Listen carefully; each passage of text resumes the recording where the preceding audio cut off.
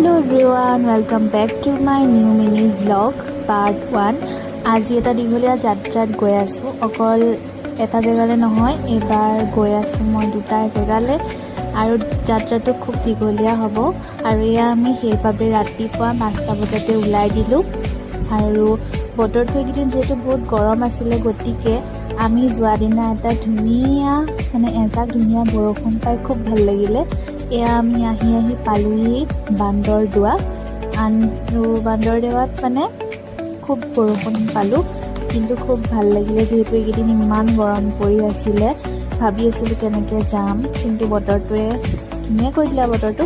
তাৰ পিছতে আমি ডিব্ৰুগড় পাওঁ হওঁতে ধুনীয়া জেগা এটা চাই পেলাই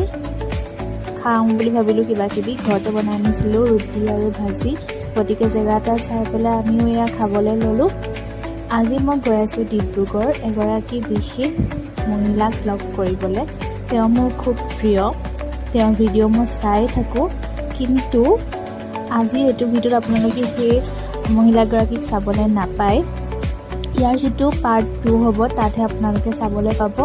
গতিকে মোৰ ভিডিঅ'টো চাবলৈ হলে মোৰ একাউণ্টটো সাবস্ক্ৰাইব কৰি ল'ব আৰু এইফালে মই ডিব্ৰুগড় পালোহি আৰু এতিয়া আমি যেটো কামৰ কাৰণে আহিছো গতিকে পিছৰখিনি আপোনালোকে পাৰ্ট 2 চাবলৈ পাব আজিলৈ বাই বাই